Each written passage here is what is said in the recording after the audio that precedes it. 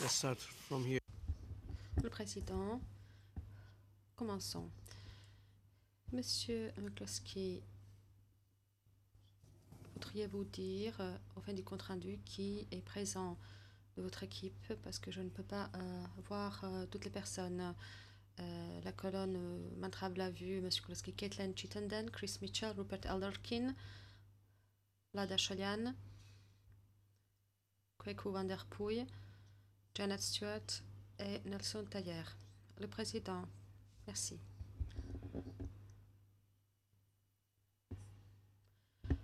Comme nous avons déjà dit, nous allons des questions à vous poser.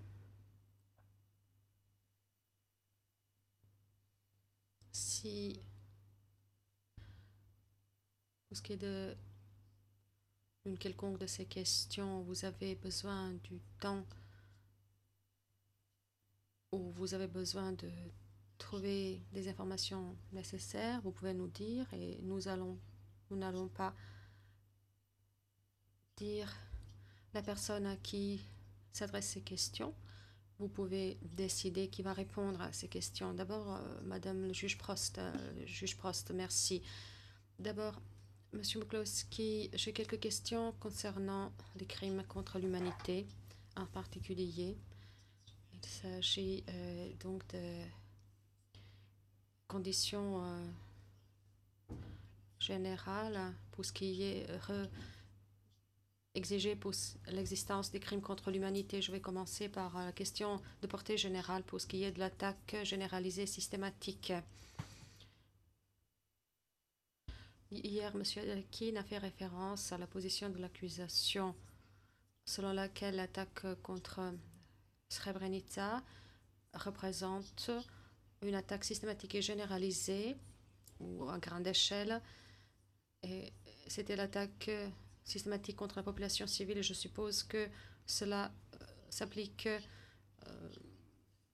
à GEPA également. J'aimerais savoir la chose suivante. Quelle est la position de l'accusation pour ce qui est du moment où cette attaque a été lancée? Je ne parle pas de la entreprise criminelle commune, là.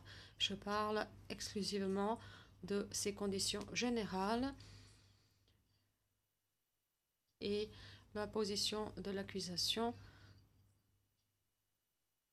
en ce qui concerne le moment où l'attaque systématique ou généralisée ou de grande échelle a commencé contre la population civile. Et le juge Ajuis a dit que si vous avez besoin de vous consulter entre vous, vous pouvez demander de le faire avant de répondre à la question. Monsieur McCloskey, Monsieur le Président, Mesdames et Messieurs les juges, c'est une question juridique. Nous avons discuté entre nous. Nous avons parcouru soigneusement l'arrêt, le jugement Kirstich et l'arrêt également, ainsi que les conclusions par rapport à ces deux jugements. Et je ne peux pas, pour être franc, me souvenir si nous avons donc considéré que l'attaque ne veut pas nécessairement dire des tirs d'artillerie et si oui ou pas nous croyons que l'attaque commence avec le commencement formel de l'acte d'accusation concernant la directive 7 en mars, ou bien nous considérons que l'attaque a commencé par le lancement de l'opération même. Et j'ai besoin de consulter des documents de mes collègues et accordez-moi quelques instants, s'il vous plaît.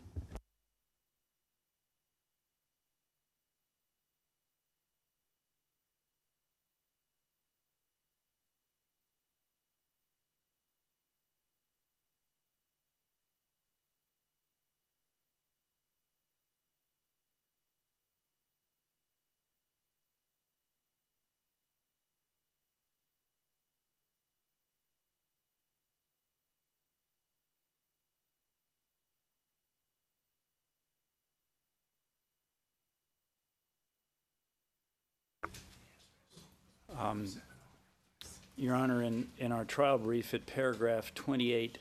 Monsieur McCloskey, Monsieur le Président, notre mémoire en clôture, au paragraphe 2868, nous parlons un peu de ce point où nous disons qu'il est inconcevable que la personne qui a été impliquée à l'attaque contre Srebrenica et JEPA en juillet 1995 ne pouvait pas être conscient du fait qu'il y avait des attaques généralisées et à grande échelle. Et les moyens de preuve ont montré que tout un chacun des accusés devait être au courant de ces attaques. Nous considérons que cela a été prouvé par les moyens de preuve parce qu'ils ont été impliqués pour ce qui est de tout, de certains aspects et dans certains cas de tous les aspects de l'attaque, y compris les restrictions de l'approvisionnement en nourriture pour les enclaves, ensuite les tirs des tueurs embusqués, les pilonnages et plus tard le déplacement forcé. C'est notre position. Je ne peux pas me souvenir, mais nous allons commencer par dire que les restrictions ont été formellement établi sur la base de la directive 7, le juge Prost. Donc la directive 7 est votre point de départ. C'est votre position, M. Wolski, oui, comme nous avons déjà dit, et c'est clairement indiqué dans l'acte d'accusation, c'est quelque chose qui s'est déroulé pendant un certain bout de temps. La directive 7, c'est la directive sur laquelle nous allons voulu attirer l'attention de la Chambre pour ce qui est des charges concernant le déplacement ou le transfert forcé, que l'attaque a commencé avec cette pression exercée, avec des tirs, des tueurs embusqués, avec des pressions, etc. La juge Prost, merci. La deuxième question concerne également ces conditions générales.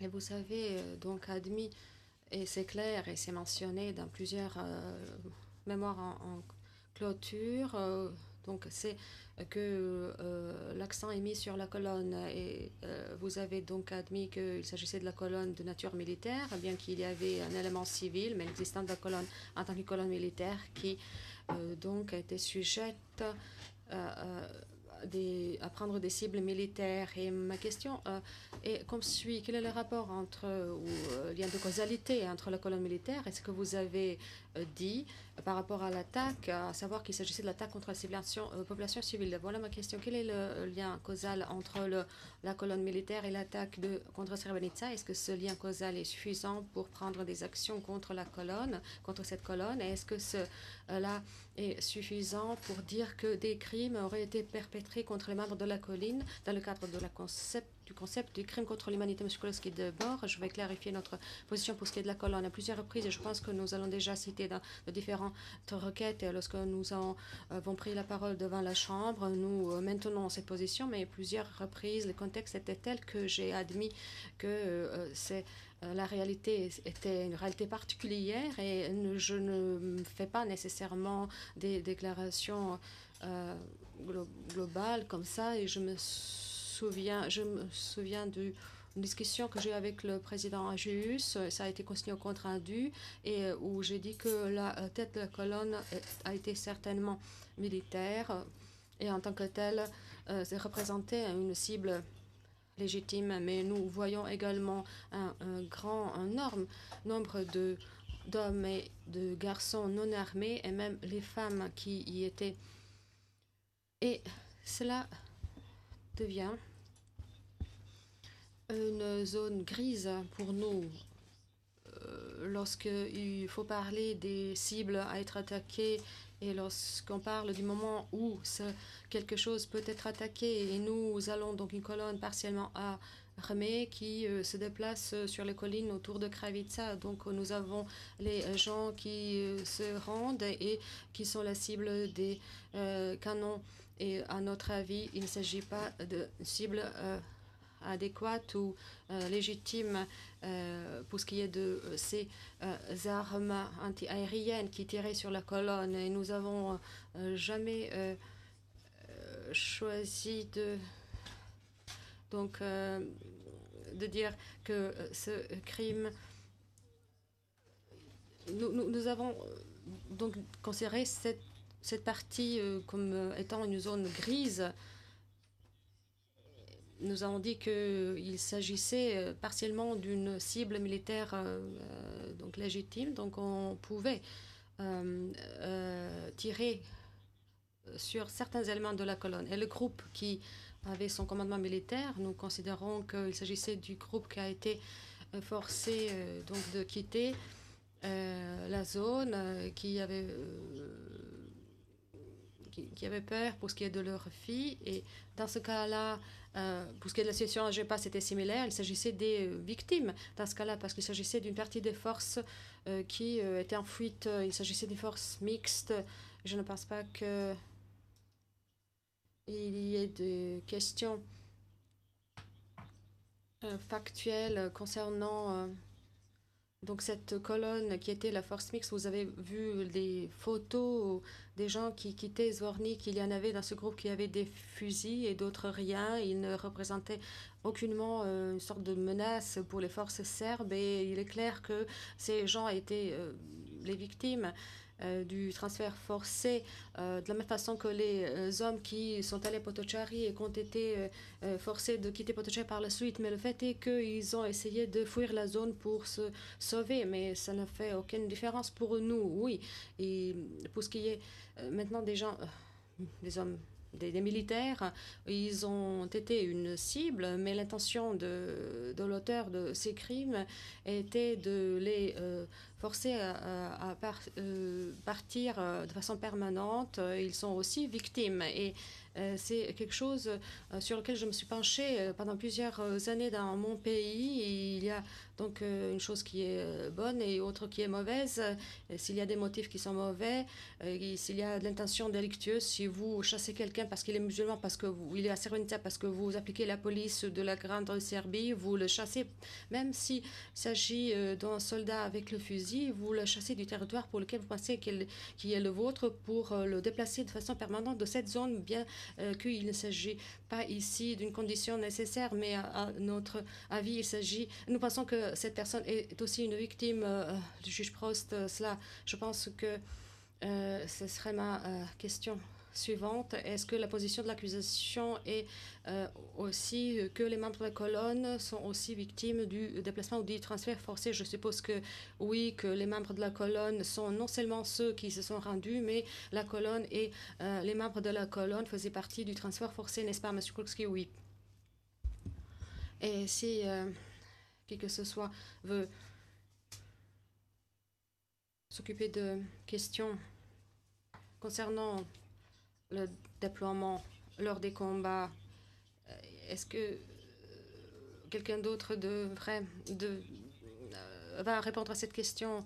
Le juge Prost, non. Cela suffit. J'ai des questions pour vous par rapport à quelque chose dont M. Mitchell a parlé hier concernant transfert forcé, et en particulier l'accusé Nikolic. Je vais poser ma question qui, encore une fois, est reliée au transfert forcé. J'ai compris l'explication de M. Mitchell hier pour ce qui est de l'accueil des individus qui ont été forcés de partir, qui se sont rendus sur la route, et donc le fait de leur accueil et le fait qu'ils se sont occupés de représente en fait une référence au transfert forcé. Et ma question est la suivante. Quels sont les moyens de preuve de l'accusation pour montrer que M. Nikolic avait des connaissances pour ce qui est de ces hommes et pour ce qui est de leur transfert forcé de Srebrenica? Je parle des hommes qui se sont rendus d'abord. Et quels sont les moyens de preuve directs? Parce que je suppose que l'accueil de ces individus, pour que cela soit un crime, doit être fait avec la connaissance du fait que ces hommes ont été transférés de façon par la force. Parce que tout simplement accueillir les prisonniers de guerre ne constitue pas un crime. Donc où sont les moyens de preuve particuliers pour cela?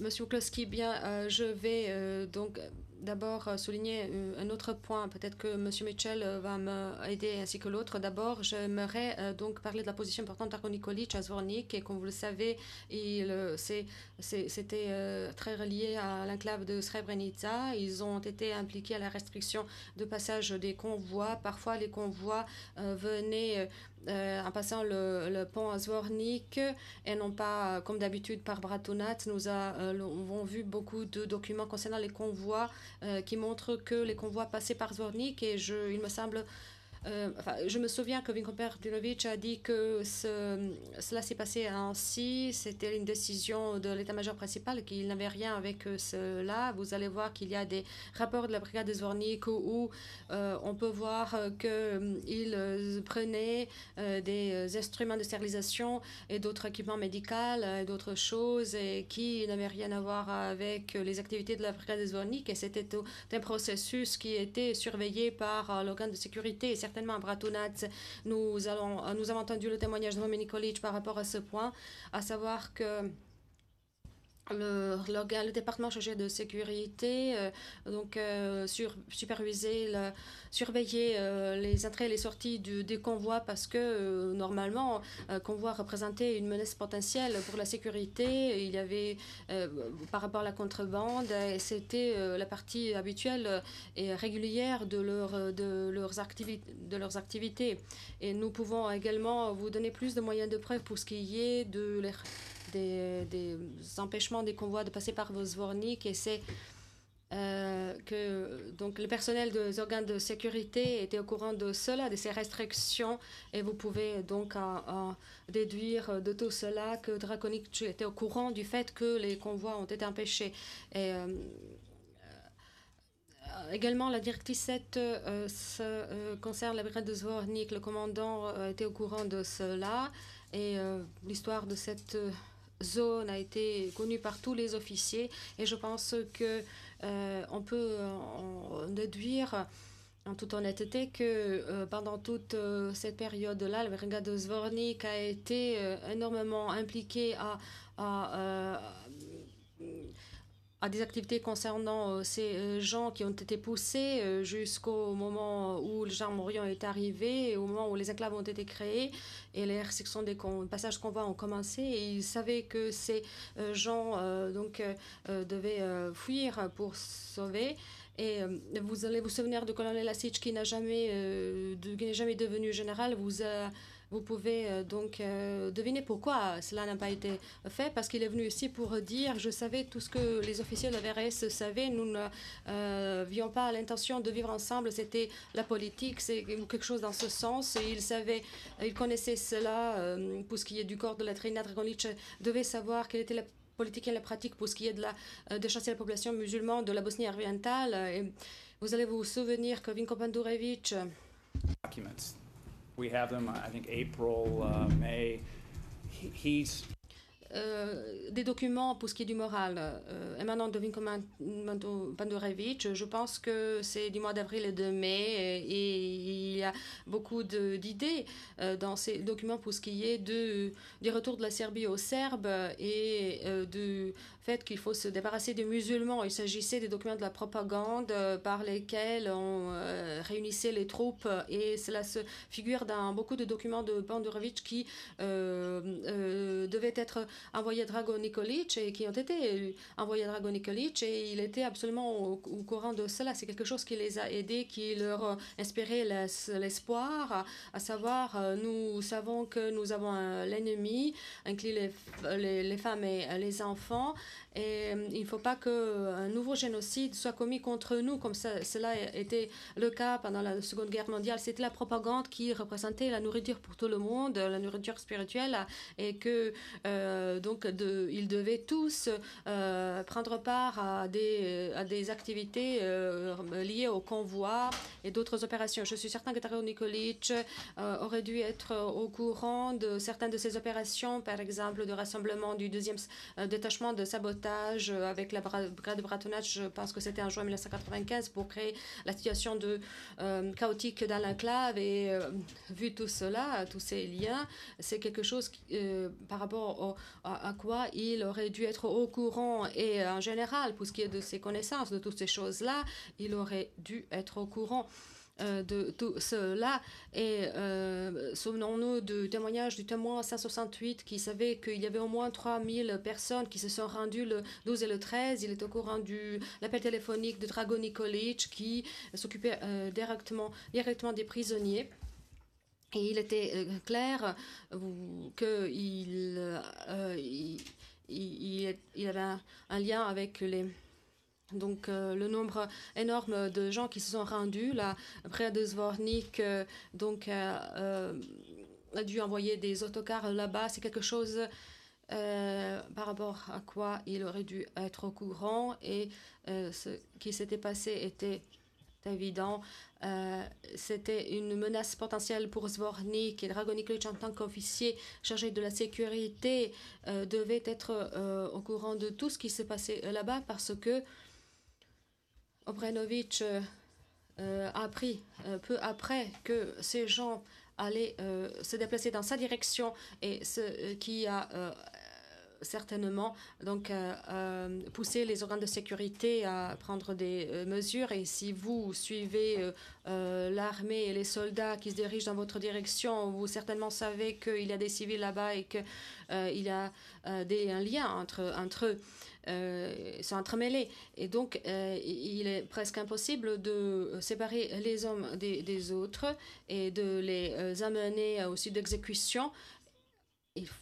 On ne peut pas séparer cela du fait qu'il y avait le transfert forcé des femmes. Les mêmes unités ont fait cela. Ils se sont servis des mêmes véhicules.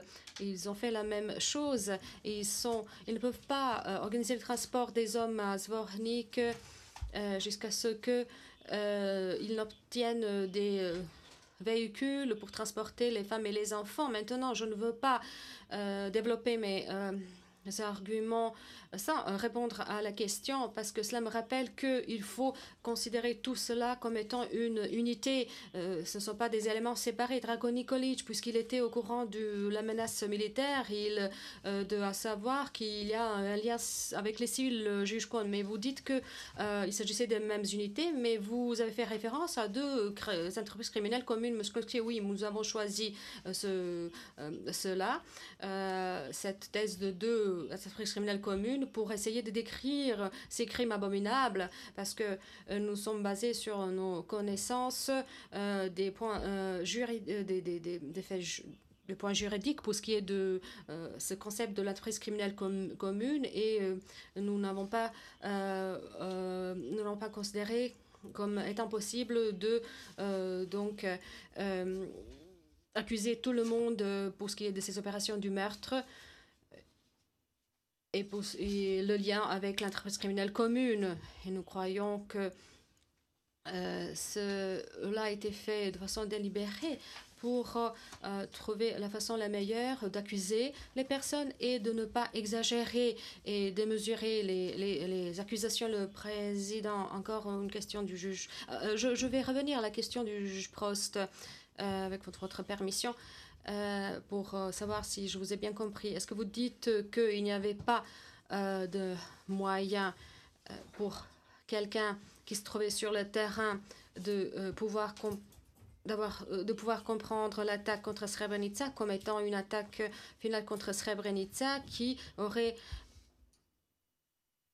pour exclure possiblement le transfert forcé de la population entière? Je pense que les gens qui connaissaient les pratiques et les politiques, comme Drago Nikolic et les autres, étaient tout à fait au courant de cela. Cela se trouve dans des documents, dans des directives, dans des ordres. C'est quelque chose qui est incroyable. Et, même dans les documents créés à 95 et d'autres documents aussi, les officiers auraient dû être au courant du fait que le coup final représenterait la libération définitive de la zone des musulmans, de cette zone pour ce qui est des musulmans. ils étaient au courant de cela. Non, il ne s'agit pas de tous les soldats, de tous les paysans qui se trouvaient dans les tranchées, mais les officiers du QG de la brigade Zvornik, sous le commandement de Vinko Mdorovic, oui. L'effort Pronu, pour ce qui est de l'effort Pronu, ils se sont retirés parce qu'il y avait des otages, mais ils étaient au courant très bien de l'existence des enclaves et de la présence de ces musulmans. Non parce que les musulmans, pour utiliser le langage militaire, représentaient quelque chose qui gênait, mais c'est parce qu'il y avait donc des officiers qui étaient au courant de cela. Le juge Kwon, quelle serait la frontière entre les deux groupes de personnes qui seraient responsables, qui ne seraient pas responsables? Monsieur Mukowski, pour le transfert forcé, le juge Kwon, pour ce qui est de la double nature de l'ordre concernant l'attaque, Monsieur Mukowski, un soldat qui prend part dans une attaque ou qui fait partie d'un processus et qui est tout à fait conscient du fait que l'objectif principal de l'attaque est de chasser les musulmans contre leur gré, est responsable. C'est un sergent, un soldat, un simple fantassin, un lieutenant, etc. Et pratiquement ce que je veux dire devant ce tribunal, parce que j'ai le mandat de le faire, je peux dire que l'intention délictueuse n'est pas différente, mensrein n'est pas différent, mais cela, parce que cela dépend du niveau de connaissance et du degré de l'implication à tout cela, pour ce qui est des choses qui sont importantes. Je ne sais pas quel mot j'ai utilisé,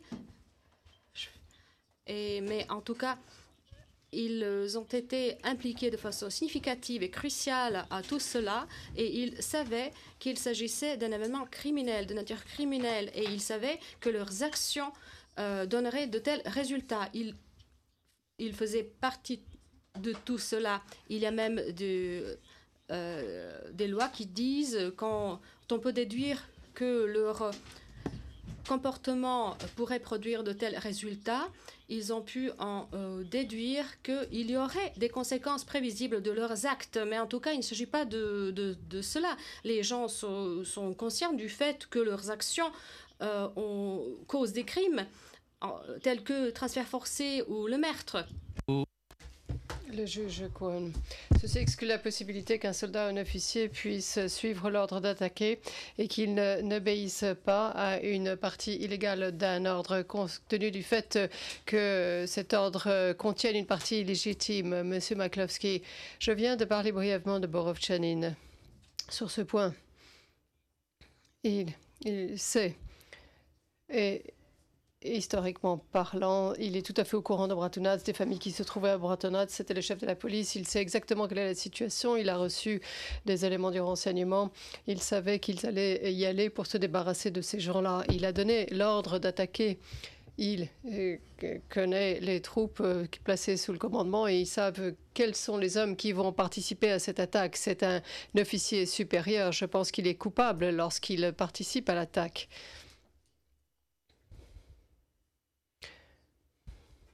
D'après mon réquisitoire, on peut comprendre cela. Il fait partie de l'attaque. Le juge Kwon, tout soldat, M. Maklovski, personnellement, je ne m'inquiète pas particulièrement jusqu'au moment où il entre dans Potocari et qu'il prend part physiquement au mouvement des personnes, mais les abus, les autorise et s'occupe des séparations. C'est là où, personnellement, je tombe sur Borovchanin. Sa participation à l'attaque, techniquement parlant, c'est une violation. Il sait que c'est criminel, il sait qu'il ne peut pas participer et il y participe. Si on regarde le règlement de la VRS, il est responsable. Est-ce que nous l'aurions accusé personnellement s'il s'était arrêté et aurait quitté Bratunac? C'est bien non. Est-ce que techniquement parlant, il aurait été coupable? Oui. Le juge Kwon, veuillez développer ceci. Pourquoi M. Panderovitch est-il coupable à cet égard? M. Maklovski, dans le la mesure où c'est essentiellement la même chose. Vinko Pandorovic, comme nous l'avons vu, ceci a été précisé. Il se trouvait à la Réunion en 93 avec Karadzic, à Boktenica en 95 avec Mladic. C'était un des premiers officiers de la VRS. Il est même devenu ministre de la Défense. C'est un auteur qui a publié des ouvrages. C'est un penseur, c'est quelqu'un de très important qu'il était à l'époque. Il connaissait mieux que tout le monde les objectifs de tout ceci. Il savait que l'objectif consistait à les chasser. Il suivait la directive numéro 4 et les ordres. Sa connaissance était très importante. Son intention était très importante. C'est lui qui donnait ses ordres, qui célébrait cette expulsion des musulmans de la région. Donc il savait exactement de quoi il s'agissait. Et c'est lui qui avait la capacité d'opérer un changement. Et c'est lui qui dit non, Terre-Neuve, pour essayer de même suggérer un changement. Et à ce moment-là, sa carrière se serait terminée là. Et donc, il se lance dans cette attaque en toute connaissance de cause. Il sait qu'elles pourront être les conséquences s'ils sont victorieux, si Nasser Aurich avait été là, si l'OTAN avait mieux bombardé ou mené à bien sa campagne de bombardement, si les forces de l'ONU avaient pu protéger les musulmans. Dans ce cas, Vinko Pandorovic ainsi que le général Kortic auraient dû battre en retraite et les musulmans seraient encore là. Mais cela n'est pas ainsi que les choses se sont passées. Une fois que cela a commencé à faire boule de neige et que ils ont obtenu une victoire après l'autre, à ce moment-là, la population a commencé à partir en masse. Et c'est là qu'il y a une zone grise. Vinko Pandorovic est encore là, il est encore engagé sur le terrain, il participe à l'attaque initiale. Lorsque j'analyse la conduite criminelle, je peux dire si l'attaque est couronnée de succès, si la population civile est prise pour cible, si les mortiers tombent de part et d'autre de la route. Il s'agit du 11 juillet. Les forces de Pandorovic sont encore là. Et il dit à Mladic, écoutez, faites en sorte que les armes soient envoyées dans les collines parce que les musulmans sont encore là. Il est entièrement engagé. Je n'ai aucun problème.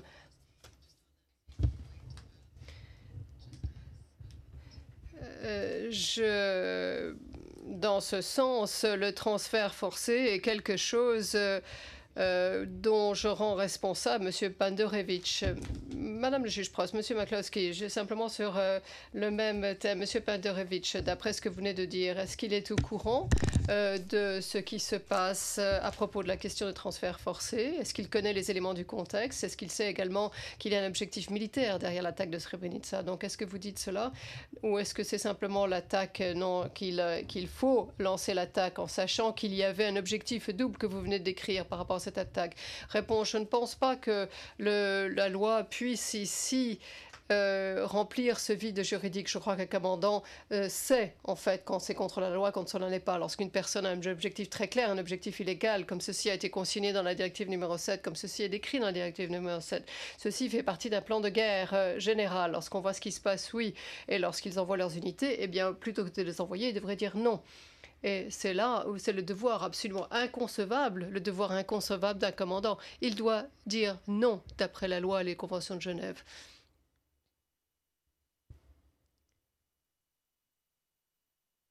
Parce que c'est son intention, c'est l'élément moral. Il s'agit ici de son intention, de tout ce qu'il a l'intention de faire. Il le sait, il est au courant, il participe. C'est une partie essentielle de l'opération. On ne peut pas simplement dire, eh bien, quand les choses se passent mal, à ce moment-là, cela devient un criminel. Quand un général sait-il, lorsque c'est criminel, est-ce que cela n'est pas? Et c'est au début qu'ils doivent dire non, que un général doit dire non. Et s'il avait participé à cela, et si il s'était démis de ses fonctions, s'il avait rédigé des rapports condamnant tout ceci en refusant que ces hommes ne participent à cela, s'il avait aidé, prêté main forte aux Nations Unies et à d'autres personnes, s'il avait été honnête quant à sa présence à Bratunac et à Potocari, à ce moment-là, il s'agirait d'une toute autre histoire. Mais il y a une politique comme celle-là qui est tellement claire dès le début, je ne sais pas si dans 20 ans, nous allons pouvoir avoir une situation aussi claire que celle-ci où les 6 objectifs stratégiques sont définis. C'est quelque chose de tellement épouvantable. Je vais le dire en quelques mots. Ne sous-estimez pas l'horreur que constitue le nettoyage ethnique. C'est une politique de nettoyage ethnique ici qui est mise en œuvre. Ceci comporte un volet militaire, cela est vrai, en raison de ce que faisaient les musulmans. Mais c'est comme la politique de nettoyage ethnique, comme tous les éléments de cette affaire, vous constaterez que le nettoyage ethnique, c'est pire que d'allumer un bûcher sur lequel se trouvent des gens. C'est enflammer un pays entier. Ce qu'ils ont fait à Kamenica, à Srebrenica, eh bien, c'est une longue série d'horreurs qui ont été commises. En temps de guerre, il n'est pas nécessaire de faire ce qu'ils ont fait. Le point culminant, c'était Srebrenica. Le président de la Chambre, une question qui est associée à la précédente et qui porte sur la question qui vous a été posée et les réponses que vous avez fournies. Est-ce que la position de l'accusation est comme suit, à savoir les objectifs de la directive numéro 7 et 7.1 ou 7/1. Est-ce que ces objectifs n'auraient-ils pas pu être entièrement réalisés avec l'opération Krivaya 95? Simplement, sans les attaques et les dernières attaques sur Srebrenica et le transfert forcé de la population.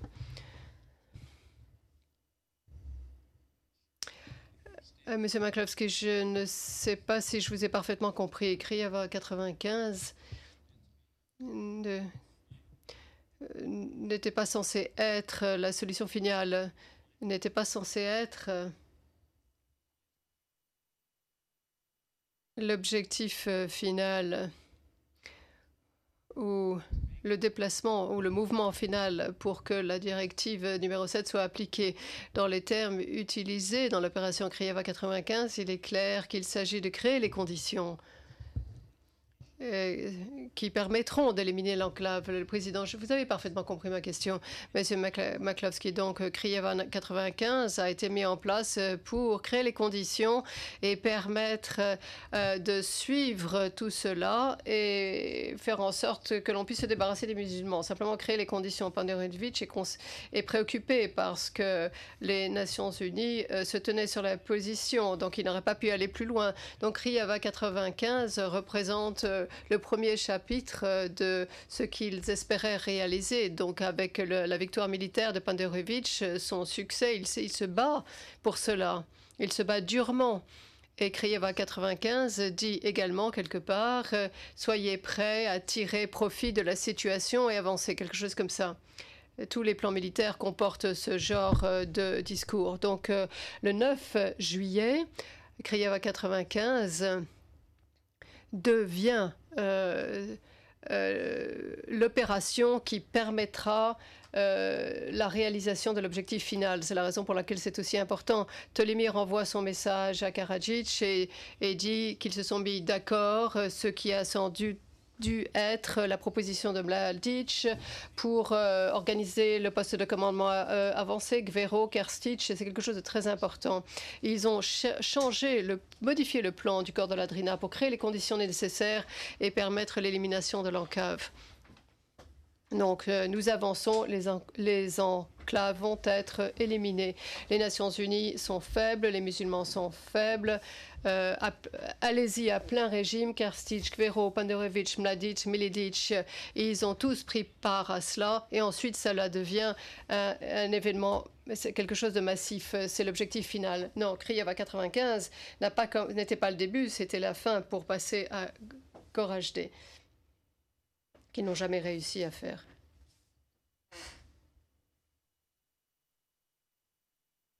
Cela n'a pas commencé ainsi, ça n'était que le début. Le président, bien.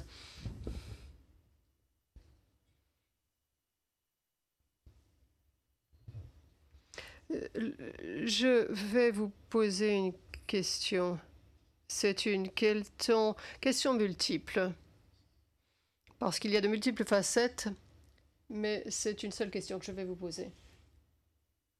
Et vous avez il vous faudra vous concentrer sur l'essentiel de la question. Pour ce qui est de la question du génocide,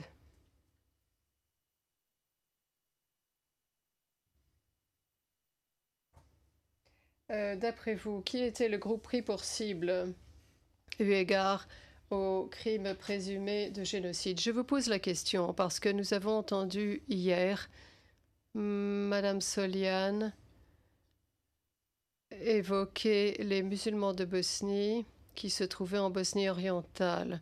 Et quelquefois, nous avons entendu d'autres avocats hier et avant-hier.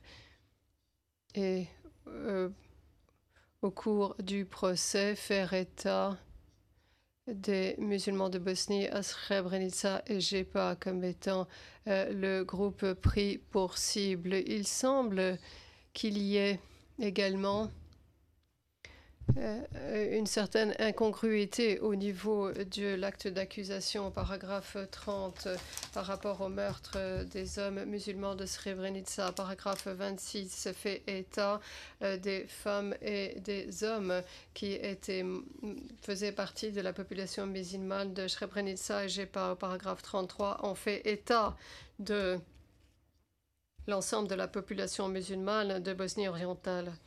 En somme, puisqu'il s'agit là d'une des questions qu'il nous faudra déterminer pour déterminer le chef d'inculpation de génocide, nous devons savoir exactement quelle est votre position là-dessus. Qui est le groupe pris pour cible pour ce qui est du chef de génocide? Monsieur McCloskey, nous avons défini le groupe. Le statut dit que le groupe, ou en partie, bien sûr, nous parlons ici d'une partie, et un groupe.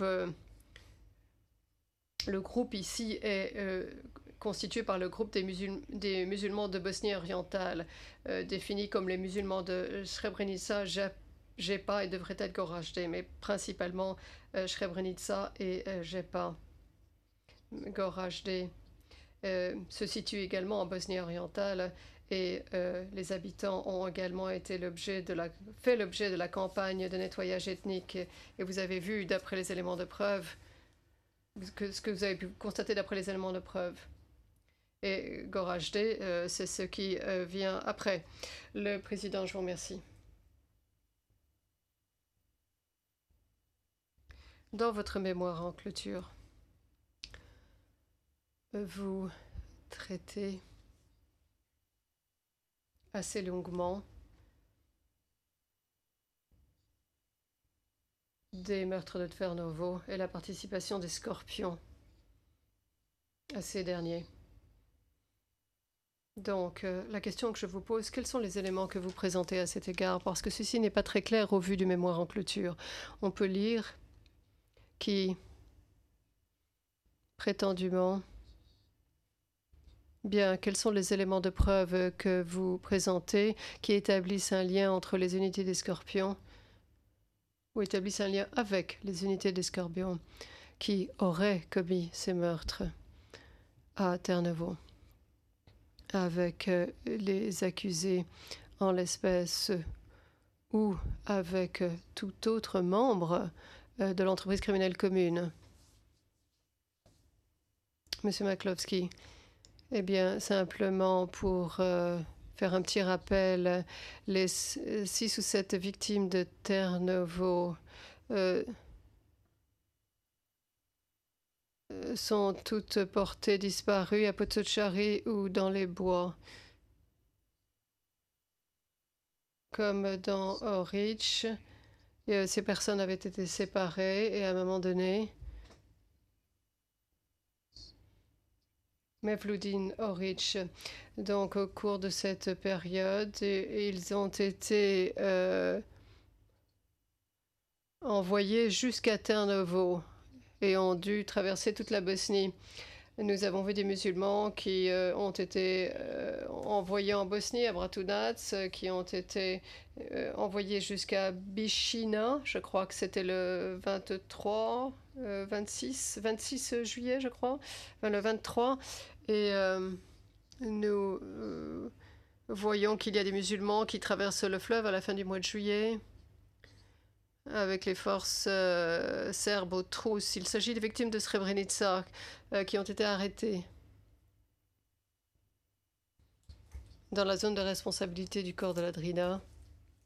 Et je crois qu'on peut en déduire qu'ils finissent à Ternovo parce que des autocars ou des camions retournent à Ternovo qui avaient été utilisés pour le transfert forcé ou les opérations meurtrières. Je ne sais pas pourquoi on enverrait quelqu'un jusqu'à Ternovo. C'est puisqu'il y avait des hommes déjà là sur place pour s'en occuper. Et donc les musulmans sont mis à bord de véhicules qui rentrent et vous les envoyez à Terre-Neuve. Eh bien, là, il faut traverser les lignes du corps de la Drina ainsi que d'autres corps. Ceci doit être dirigé par l'état-major principal. Il ne s'agit pas de l'envoi de 6 personnes dans une camionnette à travers la Bosnie. On peut en déduire qu'il s'agit là d'un chargement dans ces camions ou dans ces autocars et qu'ils sont éparpillés. Ils sont en train d'éparpiller les traces de leurs épouvantables crimes. Et donc, il faut une organisation au plan logistique. Il faut des véhicules, il faut de l'essence et tout ceci doit être coordonné, organisé par quelqu'un à l'état-major principal pour être en contact avec les forces sur le terrain. Rappelez-vous que les forces sur le terrain à Terre-Neuve, les forces conjointes de l'armée et du MOUP, si vous en souvenez, Borovchanin commandait une telle force. Lorsqu'il a été envoyé à Srebrenica, les Scorpions avaient été placés sous son commandement et il faisait des rapports sur la fin du mois de juin et juillet. Les Scorpions sont venus, ainsi que d'autres, donc quelqu'un a certainement dû contacter soit les membres du MOUP, soit l'armée. Borovchanin, à ce moment-là, travaillait sous le commandement de l'armée. Donc, quelqu'un aurait dû s'adresser au commandant de l'armée à Sarajevo, qu'il s'agisse du corps de Sarajevo-Romagna, de ces hommes-là, au niveau du corps.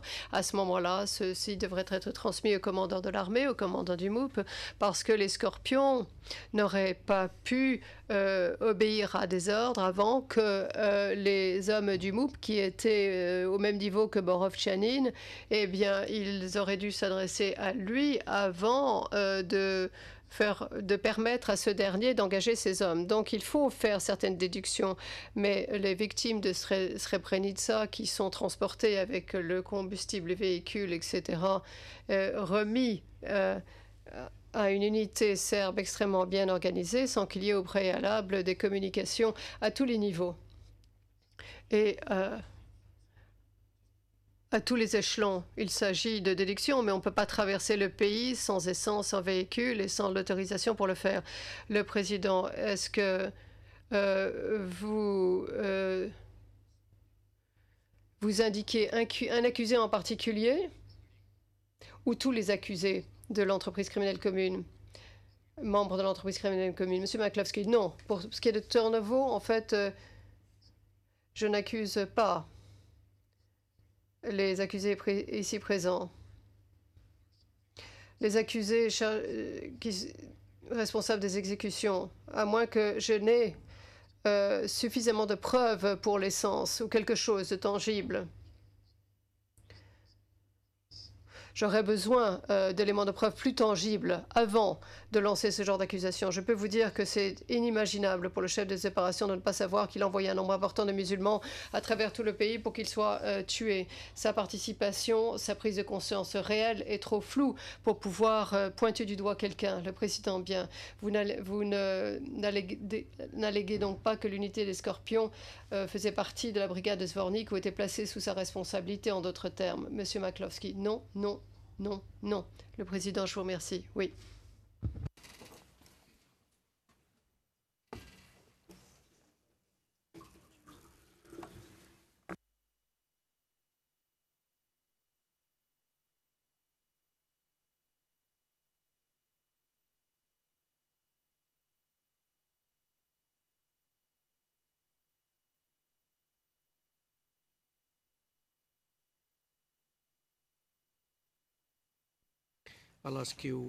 Le président, Je vais maintenant vous poser une ou deux questions sur les enterrements dans les fosses secondaires. Ensuite, je vais donner la parole à mes collègues. Je reviendrai vers vous un peu plus tard.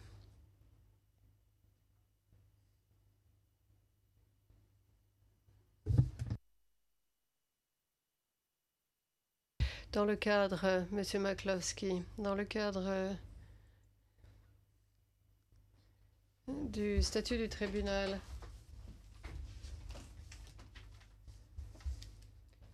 à savoir le droit et l'acte d'accusation, est-ce que vous affirmez que les enterrements dans les fosses secondaires constituent un crime et que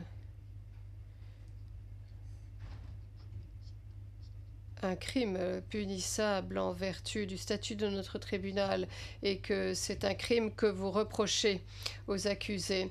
Monsieur McCloskey, non, en soi, non. Ceci doit être commis en toute connaissance d'eux et en vue d'exécuter cet objectif ou de le réaliser. Question très bien, monsieur le juge Cohen. Donc, telle n'était pas la question. Quelqu'un qui n'a pas participé au meurtre avant le génocide, pas du tout, mais qui a participé à l'enterrement dans les fosses secondaires. Est-ce que vous dites que... Est-ce que c'est votre thèse consiste à dire que c'est quelqu'un qui est responsable du génocide ou de meurtre? Monsieur McCloskey, écoutez, nous continuons à croire que le génocide se poursuit jusqu'à la fin des enterrements dans les fosses secondaires. Et si vous faites venir à la barre un officier pour vous assurer, par exemple, quelqu'un de Serbie, parce que quelqu'un d'autre était occupé à l'époque, et vous faites venir un spécialiste de Serbie pour vous assurer que ces enterrements dans les fosses secondaires soient effectués d'après les plans, que ceci soit fait discrètement, eh bien,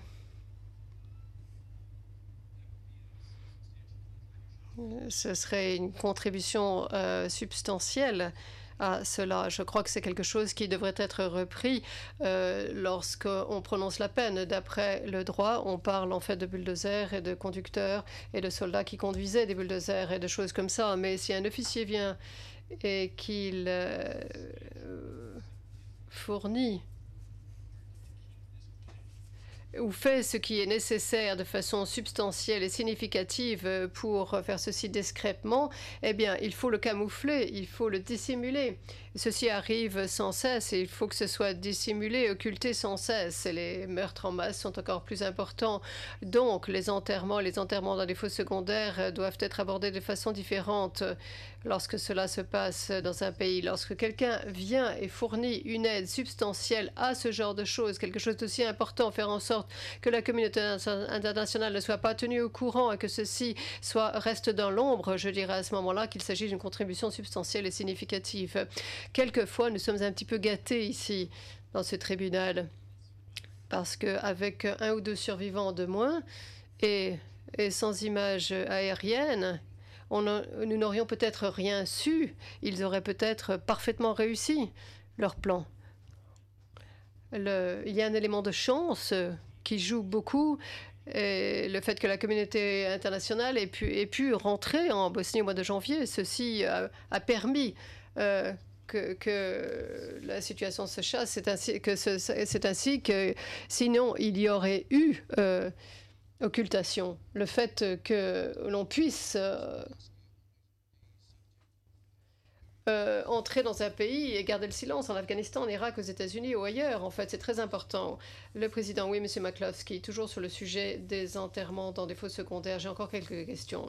Si je vous entends bien, vous estimez que l'enterrement dans les fosses secondaires constitue une conséquence naturelle et prévisible de l'opération meurtrière. Monsieur McCloskey, oui, tout à fait exact, le président.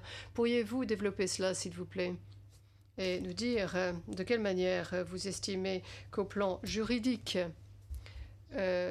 ces enterrements dans les fosses secondaires peuvent être qualifiés de conséquences naturelles et prévisibles, compte tenu de cette affaire, bien sûr, des personnes comme les personnes que vous accusez, comme Nikolic, Pandorovic, Popovic.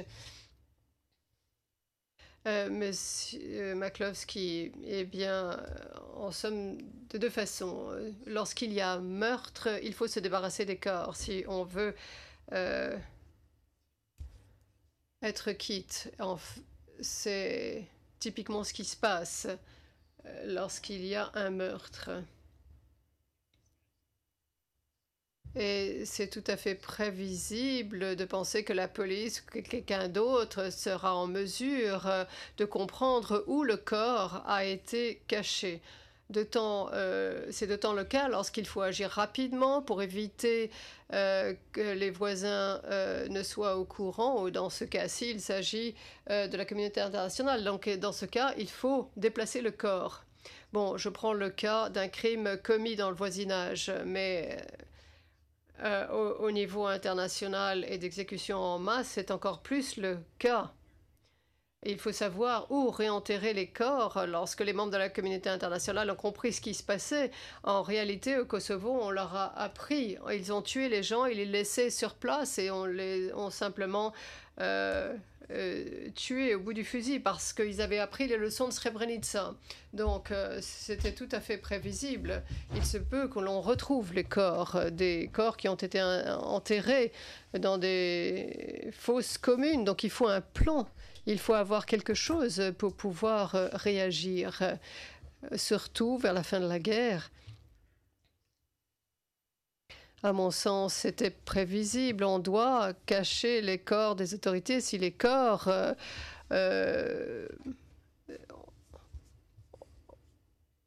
sont au courant de quelque chose et peuvent découvrir quelque chose. Monsieur le juge Stolley, simplement, il s'agit de la même question. Toujours, je souhaite vous poser une question. Donc, le cadre temporel est un petit peu différent lorsqu'il s'agit des enterrements dans des fosses secondaires par rapport aux enterrements dans les fosses primaires, bien évidemment. Donc, les enterrements dans les fosses secondaires seraient beaucoup plus éloignés dans le temps que les meurtres et que les enterrements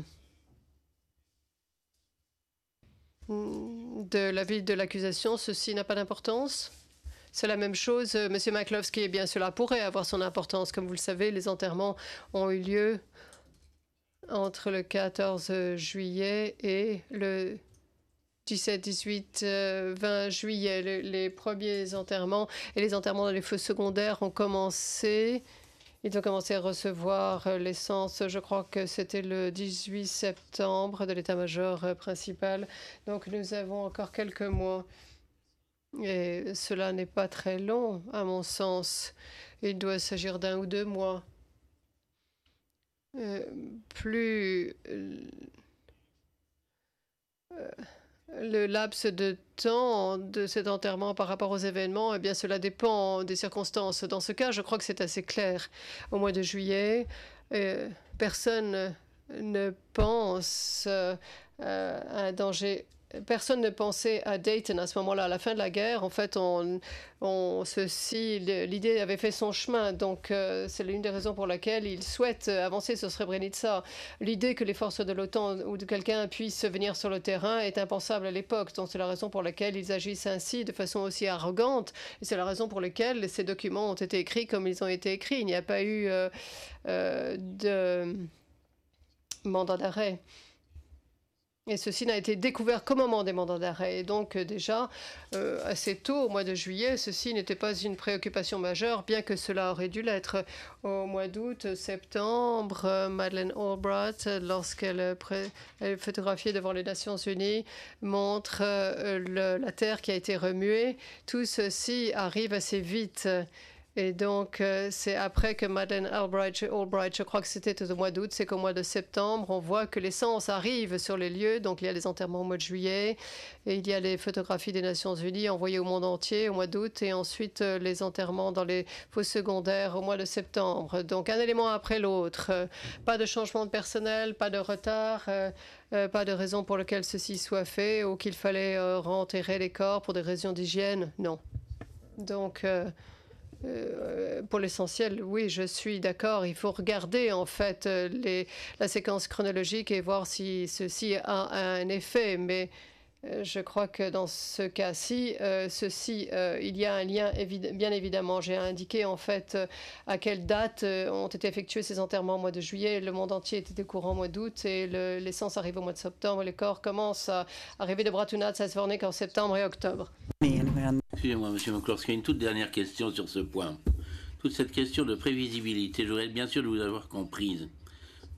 Essentiellement, d'après vos arguments selon lesquels les réensevelissements sont plus particulièrement une contribution, ça n'a pas beaucoup d'importance. Ça n'a pas beaucoup d'importance.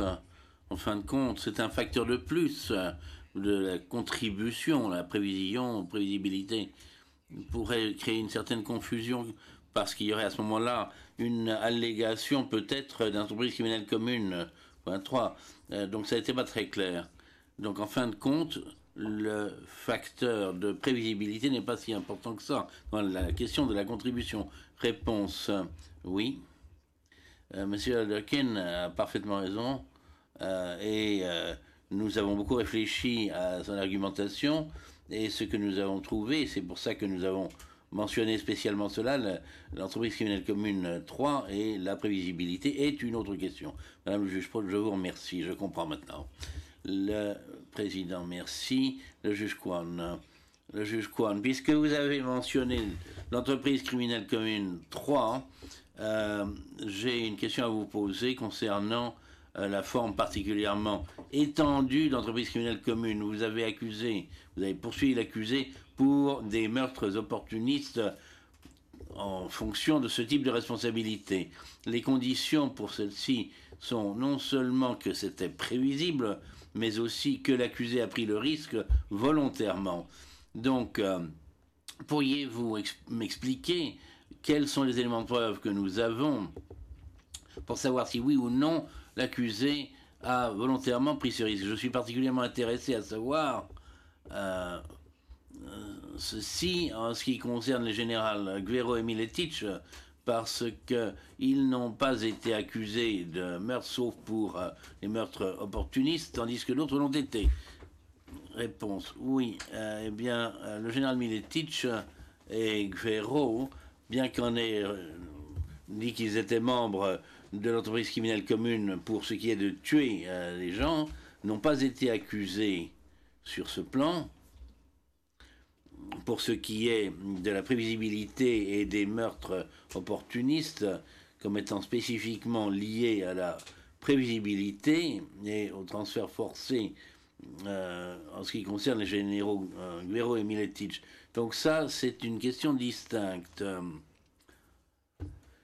Donc, si j'ai bien compris votre question, c'était leur participation volontaire et intentionnelle et l'aide substantielle apportée au nettoyage ethnique à Srebrenica qui donne les fondements, la base, et qui fait qu'ils sont responsables des actions ou des actes qui sont prévisibles. Il n'y a aucune question, je ne me pose aucune question pour le point de savoir que le général Guerrero et Miletic sont tout à fait au courant des horreurs de nettoyage ethnique. Ils l'ont vu, ils le voient. Ça n'est pas seulement en ce qui concerne les musulmans, puisqu'ils sont en train d'expulser les musulmans ou de traiter les musulmans de cette manière en vertu des directives en question. Ils voient ce qui arrive aux Serbes. Grahovo et Glamoc. Si nous commençons à reprendre ce procès et la création de ce tribunal, j'aimerais beaucoup pouvoir aller à Grahovo et Glamos pour voir ce qui s'est passé là-bas.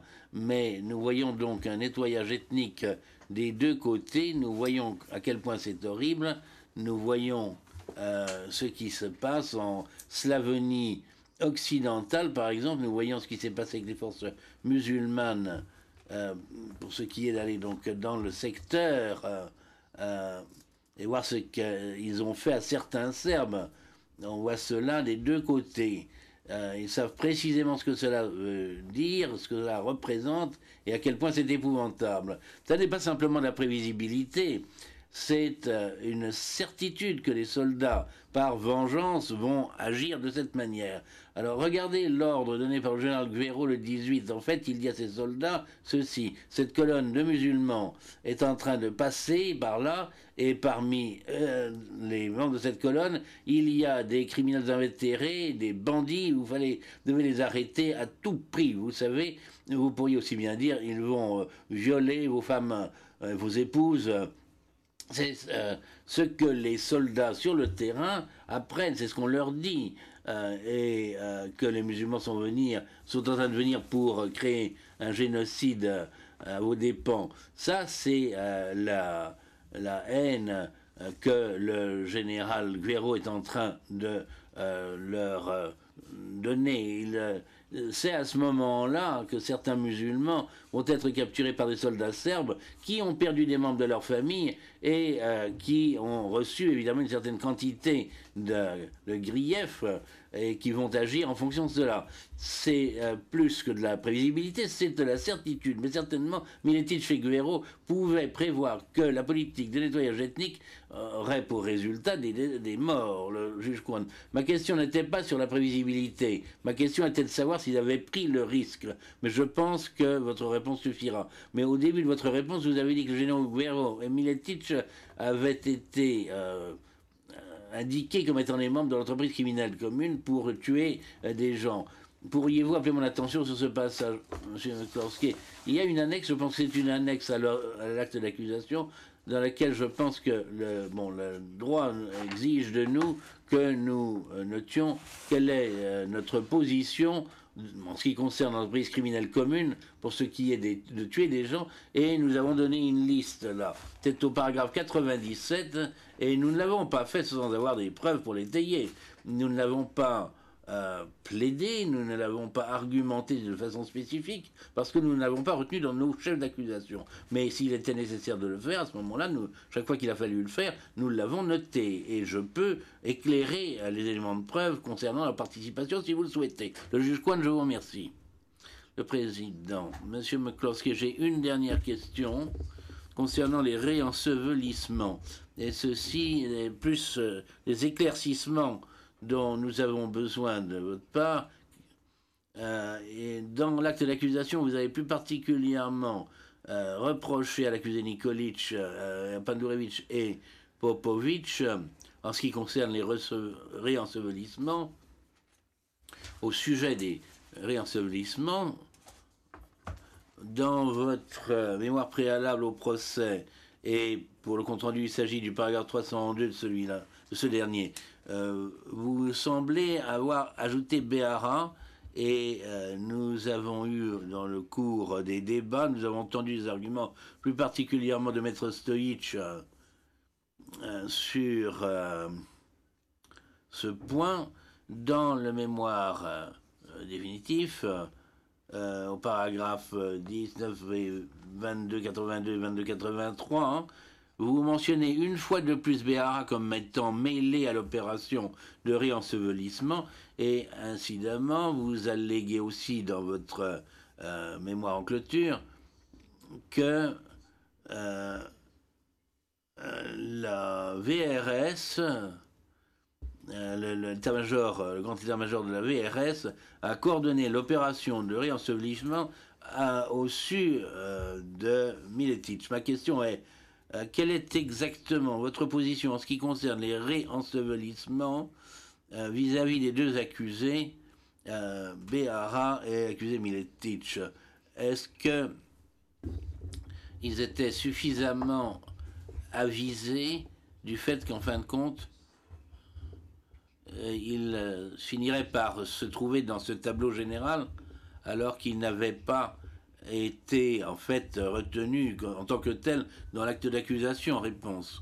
Monsieur le Président, je me rappelle avoir discuté de ce point avec Maître Stoïch, et certaines questions qui ont trait aux éléments de preuve qui s'y rapportent, et j'aurais besoin d'une petite suspension de séance pour aller vérifier et voir ce dont il s'agit, parce qu'il peut y avoir eu certaines modifications. Donc j'aurais besoin de pouvoir examiner la situation. Le général Miletich,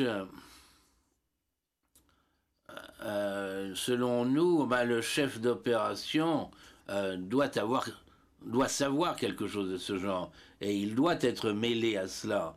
Et il sait pleinement ce qui est en train de se passer. Je veux dire, c'est sur ce sujet, c'est de cela qu'on parlerait. Et si on pouvait revenir sur la question en ce qui concerne Behram, on pourra peut-être en discuter avec Maître Stoïch, et à ce moment-là, nous pourrons régler la question. Président, oui, Maître Stoïch, merci Monsieur le Président. Je voulais simplement appeler l'attention de l'accusation sur la date du 8 mai, le compte-rendu où il y a une décision prise par la Chambre, plus particulièrement concernant le 9 novembre 2006, où il y a eu également une discussion de la question, le Président. Mais c'est la raison pour laquelle nous avons évoqué cela, parce que finalement, la question se retrouve dans le mémoire en clôture. Donc bien, M. McCloskey, pour ce qui est de l'accusé Nikolic et Guerrero, dans les mémoires en clôture, respectivement, on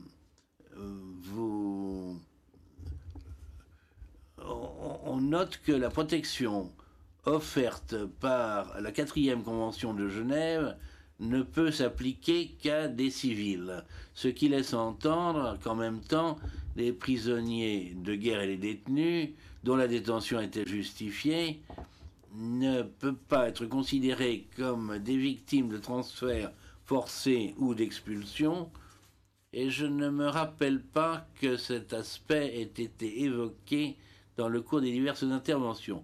Peut-être que vous pourriez en traiter.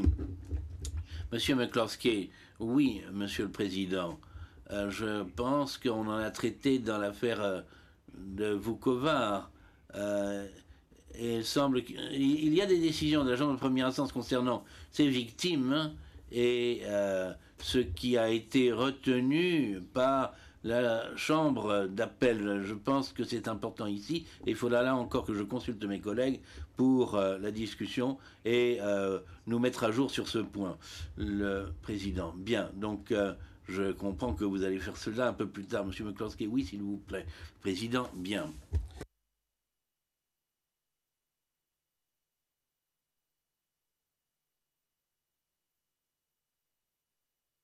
Yes. Président, oui. Pendant que nous en sommes là, Madame le juge, pose appel mon attention sur un autre point que nous avions l'intention d'évoquer et qui peut-être, vous pouvez peut-être le comprendre, l'inclure avec ce qu'on vient de dire. On y reviendra à un stade ultérieur. Il s'agit du devoir de protéger les prisonniers, en particulier dans le contexte des critères appliqués pour l'affaire Mexic, ceci en comparaison de l'affaire Blaskic, les considérations qui étaient retenues dans cette affaire.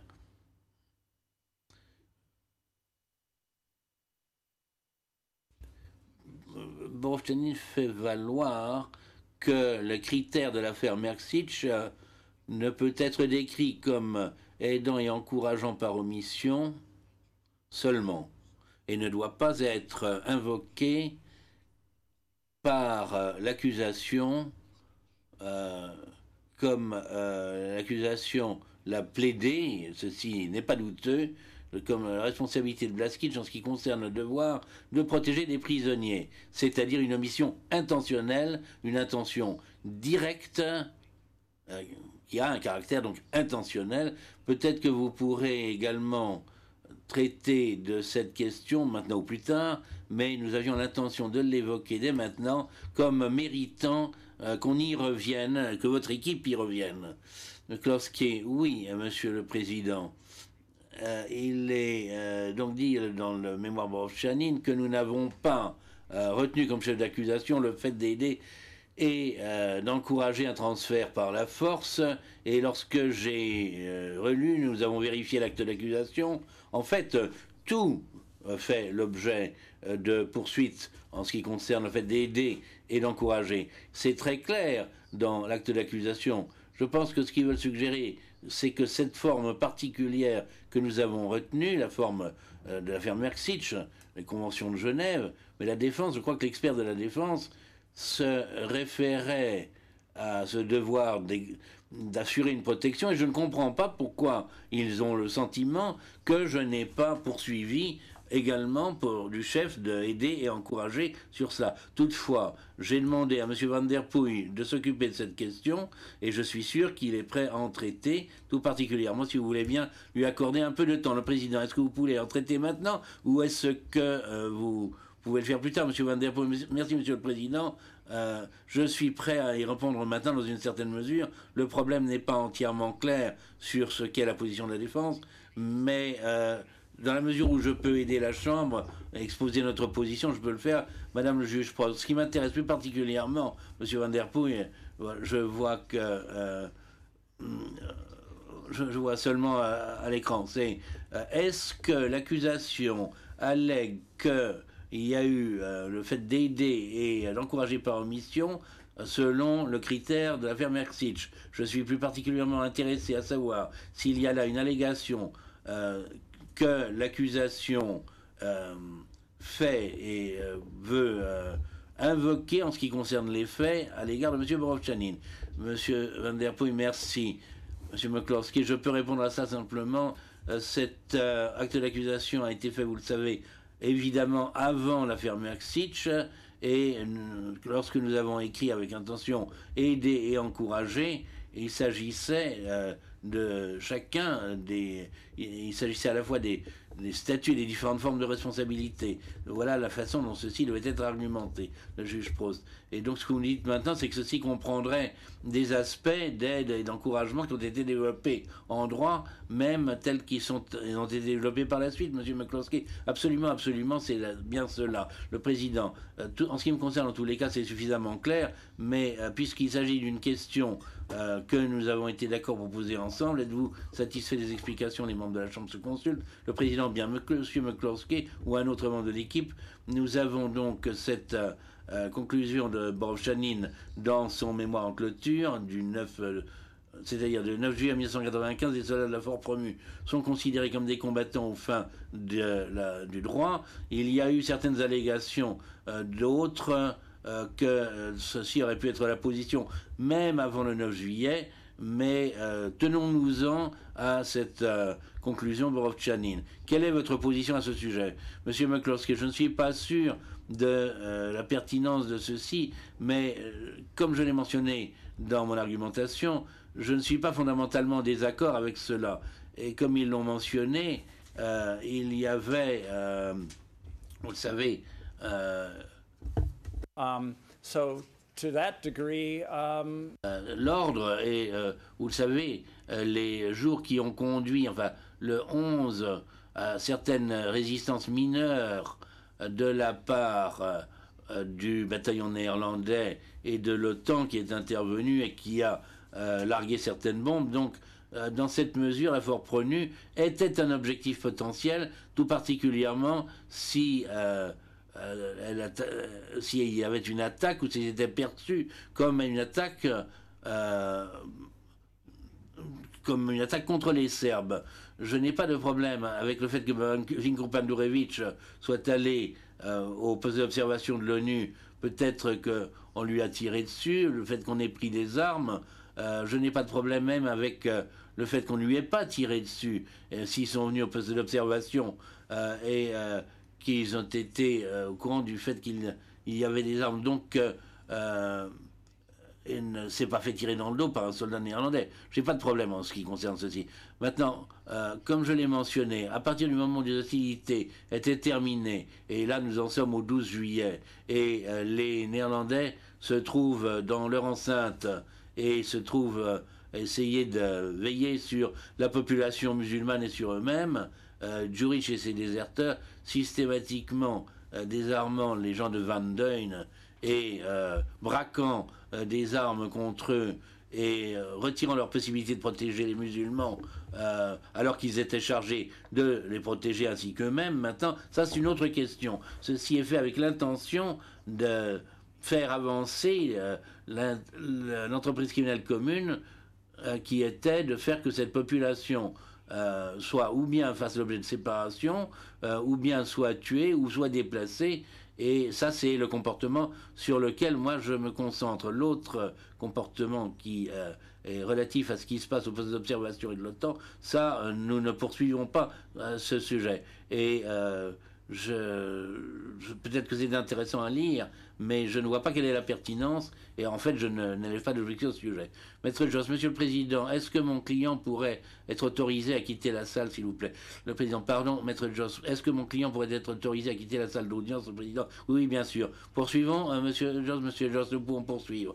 Le Président, bien, allez-y, le juge Post, Monsieur McCloskey, je voudrais être bien sûr que je suis bien au clair sur la position de l'accusation à ce sujet. À l'évidence, c'est un point important, et vous en avez parlé ce matin, et bien entendu, il y a de nombreuses références dans le mémoire, c'est la question du commandement, de la participation du commandement de la brigade de Zvornik, du point de vue de sa participation aux divers aspects de la brigade de Zvornik au cours du processus dans lequel les prisonniers ont été exécutés. Est-ce que la position de l'accusation est que, pour commencer, Obrenovic et ensuite Pandurevich ont su et savaient précisément et ont autorisé précisément la participation, par exemple, des différents bataillons auxquels vous vous êtes référés ce matin, ou est-ce que votre position est plus vague et le fait que ceux-ci relevaient de leur autorité et qu'il y avait une autorisation du commandement général de participer, qu'à ce moment-là, les bataillons se sont rangés, si vous le souhaitez, derrière cette autorité générale. Est-ce que vous êtes en train d'alléguer qu'il y avait une connaissance précise et une autorisation précise de la participation des diverses unités, autres que celles sur lesquelles nous avons évidemment appelé demander des preuves, mais une participation étendue telle que vous l'avez décrite, M. McCloskey? There's no question in my mind that Vinko Pandurovich and Obrenovic were aware that the command elements of the battalion. Monsieur McCloskey, cela ne fait pas l'ombre d'un doute dans mon esprit que Vinko Pandorevich et Obrenovic étaient au courant des éléments du commandement des bataillons dans leur zone et l'endroit où se trouvaient les prisonniers qui ont été détenus et qu'ils aient participé à cela. Ils étaient certainement au courant de cela. Et il eût fallu qu'ils soient au courant. Les détails des déplacements, des mouvements, les allées et venues, pas forcément. Mais Sergko Achimovic faisait cela, peut-être pas. Mais Vinko Pandurovich devait certainement être au courant. Il connaissait les membres de l'unité d'Achimovic. Il devait savoir à quoi se livraient les hommes d'Achimovic, des choses épouvantables, des choses massives qui se déroulaient.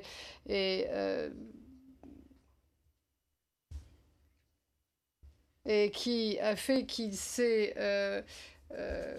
a quitté l'endroit où il se trouvait pour remplir ses obligations, pour aller au front. Il devait certainement savoir cela, Achimovic personnellement, et ses hommes qui ont participé à cette opération. Il devait certainement le savoir.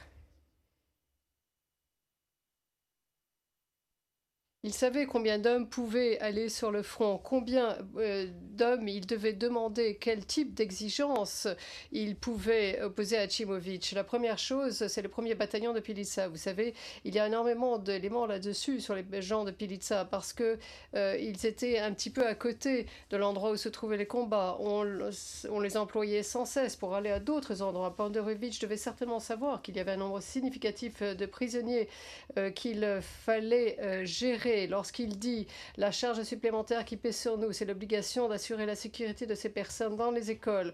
Il sait que les personnes dans les écoles constituent ou font l'objet de ces obligations, les soldats qui montent la garde. C'est ce qui se passe le 15. Il y a 30 soldats du premier bataillon lorsqu'il écrit cela. Il s'agit de garder ces personnes à l'école de Kula. Il y a des personnes à Rochevich, les membres de la police militaire, ceci a été prouvé, sont à Rochevich le 15. Les différentes unités, les soldats de Rochevich et du bataillon ont participé au meurtre. Il devait certainement être au courant de cela. Et lorsqu'il écrit ceci le 15, parce que c'est une charge ou un fardeau, c'est particulièrement quelque chose qui lui pèse, parce qu'il a besoin de le faire. Il doit défendre les lignes et défendre Zvornik. il doit être au courant de cela. Il des détails, peut-être pas sa participation. Il n'a jamais besoin de connaître tous les détails dans l'absolu. C'est le genre de personne qui va devoir connaître tous les détails. Il doit savoir ce que font les commandants, quelle tâche doit être accomplie, et il va exiger cela. Pour ce qui est des postes de commandement unité, il participe complètement à la transmission, à la communication avec ces hommes. Ils savent quelles sont les unités qui participent à cela. Il s'agit de détourner l'attention de cet homme par rapport aux besoins, par rapport à ce qu'il fait, et il était certainement au courant. Madame le juge Prost, donc il y a une citation, une déclaration qui lui est attribuée. À 2 reprises, c'est évoqué dans la mémoire en clôture de l'accusation attribuée à Dragan Jokic lorsqu'il dit, en fait, parce qu'il y a de Popovic et Nikolic, il faisait ce qu'il voulait. Ils emmenaient qui ils voulaient à l'endroit où ils voulaient. Ceci laisse entendre bien sûr que l'autre position, c'est-à-dire que les officiers chargés de la sécurité menaient leurs activités avec les bataillons sans l'autorisation du commandement, je suppose que c'est la position de l'accusation de dire qu'il s'agit là d'une déclaration qui est inexacte.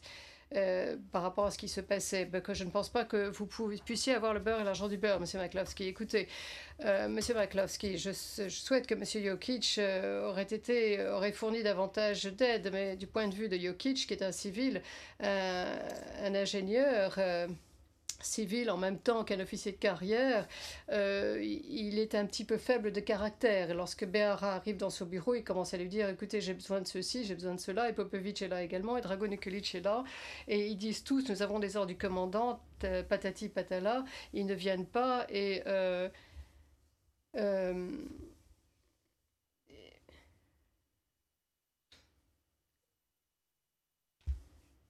de faire certaines choses sans les ordres de leur commandant. Ce que je souhaite vous indiquer,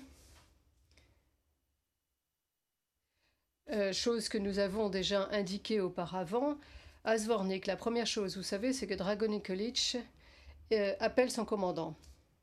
Avant de pouvoir faire quoi que ce soit, il appelle Dragan Obrenovic et tente d'obtenir son autorité pour le faire, sa permission. Et lorsque Behara ne peut pas venir, que Behara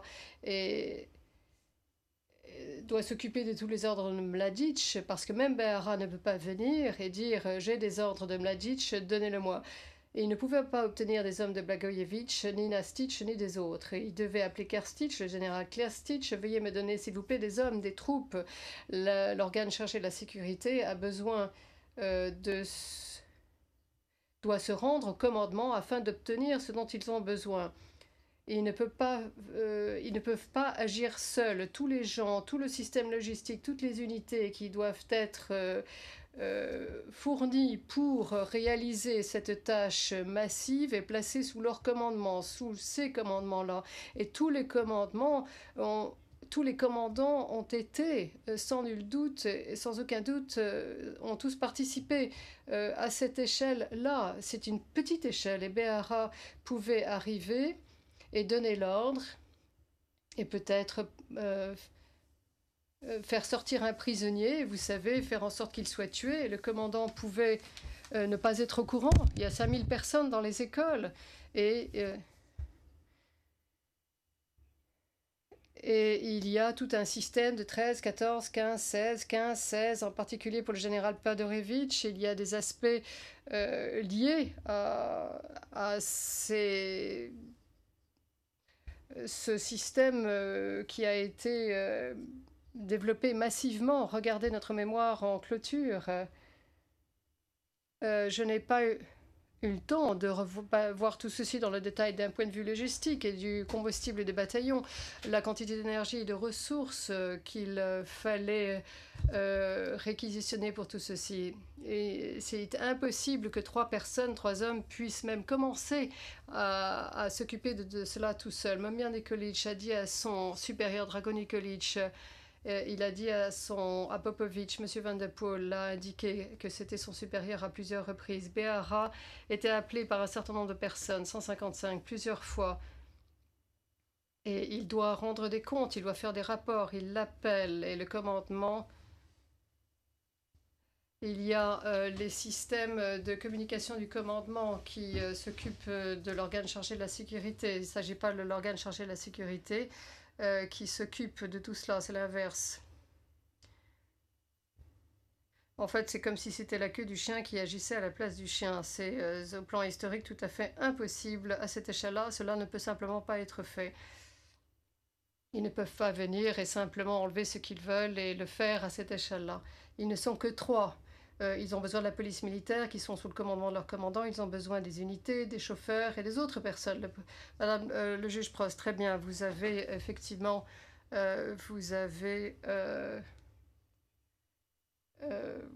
dans votre argument, effectivement, je comprends. Merci, le président. Donc, regardons un petit peu si on peut passer ceci en revue. J'ai quelques questions mineures, le président de la Chambre. Donc, dans le mémoire en clôture de Miletic, page 9, paragraphe 16, il y a une déclaration qui dit que le général Milanovic lui-même reconnaît que le printemps 95, en tout cas à partir du mois de mars et jusqu'à la fin du mois de mai 95, il y avait à Tchernariaka, était la conséquence de cela. Par conséquent, personne n'aurait pu... agir comme chef d'état-major ou chef d'état-major adjoint de l'état-major principal par intérim. Est-ce que vous acceptez, c'était les parties-là du témoignage, que Milovanovic était à Tchernariaka, en particulier entre mars et la fin du mois de mai 95. Monsieur McCloskey, j'aurais besoin de vérifier ceci avec Monsieur Tailler. Je me souviens que ceci ne pouvait pas être versé au dossier, la collection des rapports du commandement suprême. Je crois que nous avons une collection très importante de ces derniers documents qui portent sur l'année 95 et quelques-uns ont montré, ou un certain nombre d'entre eux ont montré que ceci était au nom de Milovanovic pendant les périodes de 95 et bien d'autres encore portaient le nom de Miletic. Je pense qu'il s'agit d'éléments essentiels pour savoir qui était là à ce moment-là. Mais on ne peut pas en dire davantage et M. Tailler connaît bien cela. Encore une fois, si vous m'accordez un peu plus de temps, nous pouvons vous donner une réponse qui aura été préparée. Le président, je vous remercie. Donc, mémoire en clôture, page 85-86, paragraphe 213, la défense Miletic indique que la Chambre de première instance a fait un constat judiciaire, à savoir que les Serbes de Bosnie ont délibérément essayé de restreindre l'accès à l'enclave de la communauté internationale et des convois restreindre l'accès à l'enclave des convois d'aide humanitaire internationaux dès l'année 95 et des convois chargés d'approvisionnement arrivaient en plus petit nombre à l'enclave de Srebrenica et pour finir, ils ont bloqué les convois d'aide. Ceci faisait partie du plan. C'est ce qui... le constat judiciaire porte là-dessus. Ensuite, on avance. En somme, si on reprend le libéré correct, les termes utilisés par la défense, par conséquent, se trouvent désavantagés, puisque la charge en incombe à l'accusation de fournir des éléments de preuve qui réfutent ceci, ce qui signifie que le constat judiciaire porte principalement sur une inversion de la charge de la preuve ou d'une charge de la preuve renversée. Est-ce que vous souhaitez faire un commentaire à cet égard, Monsieur McCloskey? Je crois qu'il est clair que les faits admis en vertu du jugement intérieur sont quelque chose qui font partie de la présomption. Il s'agit d'une présomption réfragable. Je crois que Madame Maître Fauveau et le général Miletic sont tout à fait en mesure de le faire. Je crois qu'ils l'auraient fait, bien sûr, pour ce qui est de cette affaire, mais l'accusation, en fait, est avancée sur cette voie-là seule. Et ils auraient pu avoir un sujet d'inquiétude, mais nous avons avancé seuls et ceci a été réfuté et ça aurait été terminé. Le fait est qu'ils doivent réfuter cela, ce qui signifie que la charge de la preuve traditionnelle a été déplacée en quelque sorte. Je pense qu'on pourrait le corriger si on présente cette déclaration-là, mais je crois que c'est effectivement ce qui se passe. Vous savez, pour ce qui est des faits admis en vertu du jugement antérieur, ça n'est pas quelque chose que nous faisons écouter... si quelque chose, évidemment, est contesté de façon violente. Je crois que tout un chacun ici fait confiance, a confiance en votre jugement de part et d'autre, chaque partie dans cette affaire, et nous ne nous préoccupons pas trop de faits adjugés en vertu de jugements antérieurs il y a 3 ans. Le président, merci. Page 124, paragraphe 286 du mémoire en clôture de Miletic, on peut lire ce qui suit. Lorsqu'un accusé a prétendument participé à l'entreprise criminelle commune, la nature de sa participation doit être précisée, y compris les faits à partir desquels une telle déduction est faite. Une référence en fait est faite à la jurisprudence ici. Le même mémoire en clôture se poursuit en disant à quel moment l'accusation n'allègue que le général Benitich a contribué ou participé à la restriction des approvisionnements logistiques à la Fort Prenu. On ne peut pas dire qu'il s'agit là d'un manque de précision dans l'acte d'accusation, mais une omission auquel on ne peut remédier en présentant des éléments de preuve. Donc, en somme, on attaque l'intégrité de l'acte d'accusation. Ceci porte sur Miletich, la raison pour laquelle je vous pose cette question.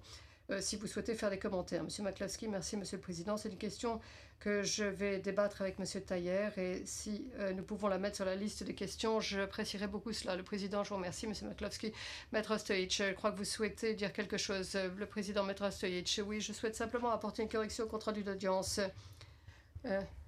Page 74, lignes 9 et 22, on parle du mois de mai, du 8 et du 9 novembre. En fait, moi j'ai parlé du 8 et du 9 novembre 2006, et en particulier le novembre 2006, j'évoquais la page du compte rendu d'audience 3876. Merci.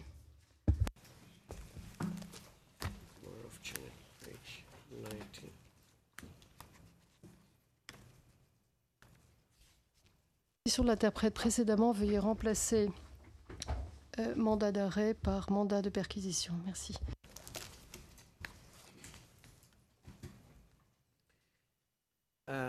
Borovchanin. Le président, pour ce qui est de Borovchanin.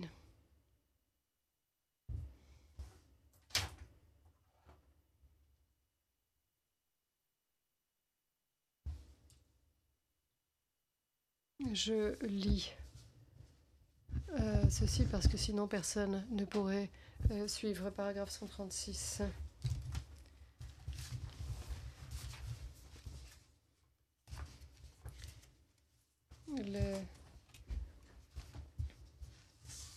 Le combat contre la colonne qui, d'après l'accusation, quoi qu'il en soit, admet qu'il s'agit d'une cible militaire légitime.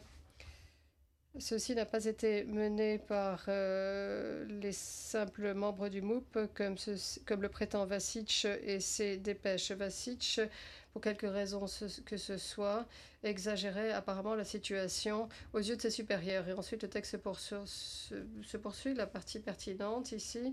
Troisièmement, pas toutes les forces du MOUP n'étaient placées sous le commandement de Borovchanin. Les 2e, 5e, 6e, unité PGB de Zvornik et la seconde unité relevaient de différentes chaînes de commandement et n'étaient pas subordonnées à Borovchanin, d'après l'ordre 64 et 95. Borovchanin laisse entendre ou pense que l'accusation n'a jamais laissé entendre le contraire. A-t-il raison à cet égard? En d'autres termes, que vous n'avez jamais laissé entendre que les compagnies de PJP de 2e, 5e, 6e unité de brigade et des 2e déserteurs, l'unité 2e unité de déserteurs relevait d'une chaîne de commandement distincte. Monsieur McCloskey, je ne sais pas très bien si nous avons traité de cela, Monsieur le Président, parce que les unités précisément qui se trouvaient dans le secteur de Sandvichi, Kravica et à Potocari sont très clairement définies dans cette affaire. Pour ce qui est des autres unités, celles qui vont de Lolichi à Konevich-Polier et qui arrivent à différents moments, et nous n'avons pas à traiter de cela. Mais je puis vous dire qu'en vertu du règlement et en vertu des conditions et connaissances que nous avons de cette affaire, il est impossible d'imaginer qu'ils vont faire venir des membres de PGP, de la police spéciale, des unités de la police spéciale, qui vont travailler avec les hommes de Borovchanin. Ils sont placés sous le commandement de quelqu'un d'autre. Ceci ne pourrait pas fonctionner. Cela n'est pas conçu comme ça. Borovchanin est un homme qui est tout à fait capable de gérer ses hommes, ses unités. Ils ne vont pas faire venir les gens. C'est quelqu'un qui a une certaine personnalité. Et ils ne vont pas remettre les unités du MOUP à un autre commandant. Je ne pense pas que ceci soit très significatif, mais la position de l'accusation, c'est qu'il commande très probablement certaines de ces unités. C'est même plus que probable. Je dirais même qu'il les commande. Et j'ai besoin de corriger ce que je viens de dire par rapport à une réponse que j'ai donnée lorsque j'ai dit que je ne m'opposais pas à ce que à l'idée que la Fort Produit était désarmée dans certaines de ses opérations. Mais en y repensant, je crois qu'il s'agit encore là de la question de la motivation double. Lorsque Vinko Pandorevich démantèle la Fort Produit afin d'arriver jusqu'à la population civile, il contribue au crime. Et il démantèle la Fort Produit parce qu'on lui tire dessus. Cela n'est pas un problème. Lorsqu'à la fois, lorsque les deux arrivent simultanément, ceci pose un problème. Il ne devrait pas être là en premier lieu parce que c'est un crime de rentrer dans une zone de sécurité des Nations Unies pour en chasser la population. C'est un crime à l'égard de cette population. Et si vous faites sortir une force pour agir ainsi, c'est une partie substantielle. Ceci n'est pas agréable à entendre, mais tel est le cas. C'est un crime abominable. Le juge Kwon. Et donc, il a une motivation double lui-même, Monsieur McCloskey.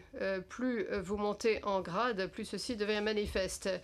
Et bon, si vous parlez des échelons subalternes, et ils reçoivent l'ordre d'attaquer, le poste d'observation, le lieutenant qui doit y aller, vous savez, ça c'est autre chose. Ils regardent la chaîne alimentaire, ce genre de choses. Mais lorsqu'il en fait, ils participent à l'horreur, c'est ce qui se passe sur le moment. Cela ne devrait pas arriver, mais ils le font. Donc, aller à la recherche de la Fort Produit, comme c'est le cas, en fait, Gvero Pandorevich Miletic, là, à mon sens, il s'agit d'une contribution substantielle à l'entreprise criminelle commune. Le président, encore une fois, j'ai quelques questions sur lesquelles je vais passer plus ou moins. On y a répondu de façon marginale. Mais, Bov Chanin, encore une fois, mémoire en clôture, page 176, paragraphe 277. De l'avis de Butler, Vasic n'avait aucune connaissance des meurtres lorsqu'il a écrit un passage en particulier auquel font référence les passages précédents de ce paragraphe, et qu'il pensait, en toute honnêteté, que ces hommes seraient remis en liberté comme une mesure incitative et encourager la reddition de la colonne à la 28e division. Si la question de la défense Borovchanin consiste à dire si le plan des meurtres n'était pas quelque chose qui était évident pour Vasic, puisqu'il n'était pas dans le secret des deux réunions principales qui s'étaient tenues en présence du général Mladic, comment aurait-il pu être évident, ceci aurait-il pu être évident pour quelqu'un d'autre qui n'était pas sur le terrain, qui n'a pas participé ou qui n'a pas assisté à ces réunions? Monsieur McCloskey, il vaudrait peut-être mieux qu'on ait ce rapport, vous ayez ce rapport devant vous, mais Vasic écrit ce rapport sur ce qui se passe à 10 heures du matin le 12 juillet à la réunion à l'hôtel Fontana, où Mladic est en train de dire, vous le savez, les musulmans, vous allez ou survivre ou disparaître. Et ce que Vasic rapporte peu de temps après, probablement, je ne sais pas, je ne peux pas, je n'ai pas eu le temps de voir tous ces rapports, mais c'est probablement très peu de temps après ça, quelques heures, le 12 juillet, c'est que Mladic, à son avis, Mladic est en train de garder ces gens comme otages pour essayer de faire en sorte que les hommes qui s'y trouvent sortent du bois, sortent des feux. Et je ne sais pas s'il est allé jusque-là, que ce soit Mladic ou non, mais oui, à notre avis, Vasic, à ce moment, on ne lui a pas dit quel était le plan. Et dans l'après-midi, après-midi, après 12 heures, vous savez, ou 13 heures, la question de la séparation et des quarts va se mettre en route, mais elle n'a pas encore commencé. Donc, ce qui est vraiment évident, ce qui va être clair pour tout un chacun, c'est que ce manque de sélection, et cet abus horrible et cette séparation, c'est la question de savoir si oui ou non le cercle rapproché va commencer à être au courant. Rappelez-vous que le 12 juillet, Tolimir, de l'endroit où il se trouve, en dehors de Gepa, a écrit une proposition, c'est sa tâche, et il dit quelque chose dans le sens de assurez-vous que nous ayons des listes de ces personnes de façon à ce que l'on puisse faire en sorte que les criminels de guerre ne s'échappent pas. Ceci veut dire que Tolimir n'est pas au courant, il est à Gepa. Et on ne lui a pas dit parce que vous n'obtenez pas des listes et donc vous savez c'est ça qu'il faut faire pour l'échange, c'est la première chose que vous devez faire et c'est ce que Tolimir veut. Donc il n'y a pas d'échange de ces personnes pour ce qui est de savoir qui sont les bons et qui sont les mauvais. Sa tâche, c'est ça sa tâche en tant qu'officier de sécurité. Donc dans l'après-midi du 12, c'est ça qu'il va écrire. Donc Tolimir n'est pas au courant. Il y a cette conversation écoutée, c'est la même chose. C'est le 12 ou le 13, il y a quelqu'un qui dit écoutez, nous avons de très grands nombres de musulmans, vous savez, qui sont entrés ici, et donc sans ça, ils vont pouvoir s'échapper en toute liberté, sans aucune difficulté. Et le correspondant à l'autre côté de la communication dit fondamentalement, ne vous inquiétez pas à ce sujet. Donc, quelqu'un de l'autre côté pensait que ces musulmans qui étaient réunis à Novakasaba n'allaient pas être envoyés, on n'allait pas les faire partir. Donc le 12 juillet, si vous n'êtes pas membre du cercle rapproché, vous n'allez pas savoir. Mais à partir du moment où on commence à séparer les personnes et à les traiter pire qu'un animal, pire que les animaux, à ce moment-là, évidemment, on finit par l'apprendre. Les commandants qui font ce qu'ils sont en train de faire, parce qu'ils ont l'obligation de veiller sur ces personnes, d'établir des listes, de faire qu'ils soient prêts pour des échanges, de façon à ce que leurs frères serbes puissent revenir. Et les commandants comme Borovchanin se rendent compte, on n'est pas en train de faire cela. Ils vont savoir pourquoi. Donc en fait, Vacic, l'après-midi du 12 juillet, ne sait pas, jusqu'au moment où les séparations ont lieu. Et vous savez, il est engagé, il est en train de communiquer avec le MUP à Bratunac, et c'est à ce moment-là qu'il va être pleinement au courant. Comme l'a dit fondamentalement Miroslav Jerunjic, il a vu qu'en fait, il n'y avait pas de véritable sélection. Il savait qu'il y avait quelque chose qui se passait. Donc voilà l'explication sur ce point particulier. Le président, je vous remercie. Une toute dernière question aujourd'hui, elle est strictement juridique. Je me réfère au paragraphe 399 de la page 225 du mémoire en clôture de Borovchanin, et ensuite à les paragraphes 411, 412 et 413, où vous trouverez à la page 231 et 232, fondamentalement, et c'est le premier de ces paragraphes dans lesquels l'équipe de défense de Borovchanin énonce que, en suivant le libellé des paragraphes 30.4.1 de l'acte d'accusation, ils comprennent ce paragraphe comme accusant uniquement de responsabilité en qualité de supérieur, et ceci exclut le paragraphe dans lequel Borovchanin aurait commis l'acte tel que décrit dans ce paragraphe, que ce soit directement ou par le truchement d'entreprise criminelle commune. Si sa thèse n'est pas exacte, n'est pas juste, alors il attaque dans le même paragraphe, en alléguant qu'il n'avait pas été averti de façon adéquate de ce dont il allait être accusé. De même, les autres paragraphes que j'ai mentionnés à page 231 et 232, il offre une objection de caractère général pour ce qui est des chefs 3, 6 et 8, en alléguant qu'ils sont vagues et qu'ils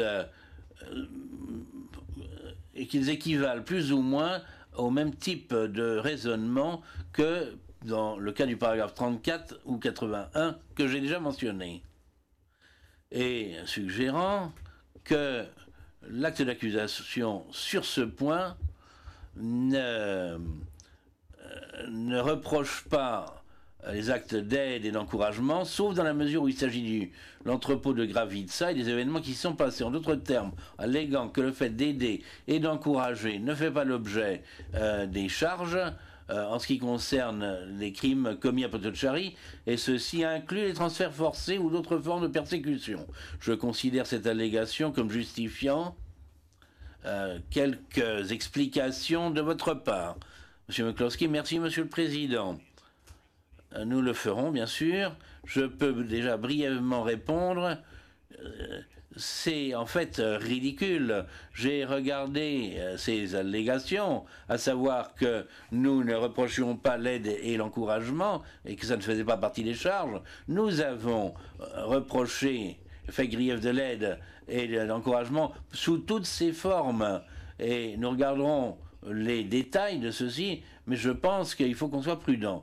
À moins qu'il n'y ait quelque chose qu'il puisse désigner précisément et qui s'est passé au cours du procès ou autre question, le moment convenant pour contester ce qui est dit dans l'acte d'accusation est passé depuis longtemps. S'ils vont maintenant contester sur cette base l'acte d'accusation, alors à ce moment-là, ça voudrait dire que tous les accusés doivent s'élever pour contester cet acte d'accusation pour ce motif.